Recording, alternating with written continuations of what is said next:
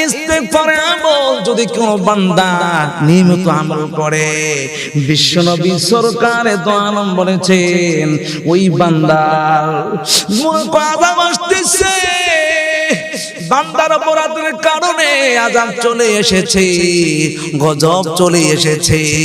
এই মুহূর্তে বান্দা যদি ইস্তেগফার পড়ে, আস্তাগফিরুল্লাহাল্লাযী লা ইলাহা ইল্লা হুয়াল হাইয়ুল কাইয়্যুম ওয়া আতুবু ইলাইহি লা হাওলা ওয়ালা কুওয়াতা ইল্লা বিল্লাহিল আলিয়্যিল আযীম।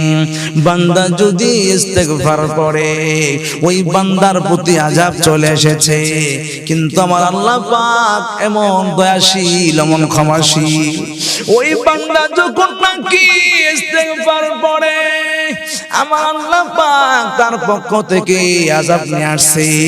এবার ফেরেশতাদেরকে যখন নাকি পাঠানো হয়, ও ফেরেশতারা যাও ওই বান্দার প্রতি আযাব দিয়ে দাও। এবার ফেরেশতারা যখন নাকি আযাব গজব নিয়ে হাজির হয়, হঠাৎ করে আল্লাহ পাক ডাক দিয়ে বলে, ও ফেরেশতা চলে এসো, এই বান্দাকে আযাব দেওয়া যাবে না। ফেরেশতারা বলে, মালিক ও আল্লাহ, তোমার কাছে জানতে চাই, একটু আগে তুমি বললা এই বান্দা অপরাধ করেছে, কোন কাজ করেছে, ও আল্লাহ তুমি এই বান্দার প্রতি তুমি ও আল্লাহ আযাব দিয়ে দাও। ও মালিক, তুমি আমাদেরকে তুমি বলেছো এই বান্দাকে আযাব দিতাম, হঠাৎ করে তুমি আমাদেরকে কি জন্য জানি বললা এই বান্দার প্রতি তুমি আযাব দিও না।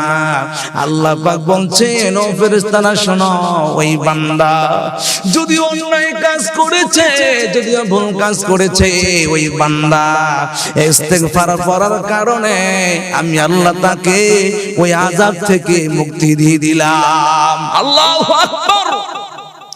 এই জন্য আযাব থেকে বাঁচানোর মালিককে আল্লাহ পাক বলেন, ওয়া মা কানাল্লাহু মুআযযিবাহুম ওয়া হুম ইস্তাগফিরুন। যদি কোনো বান্দা আল্লাহর কাছে ইস্তেগফার পড়ে, ওই বান্দাকে আমার আল্লাহ শাস্তি দিবেন না।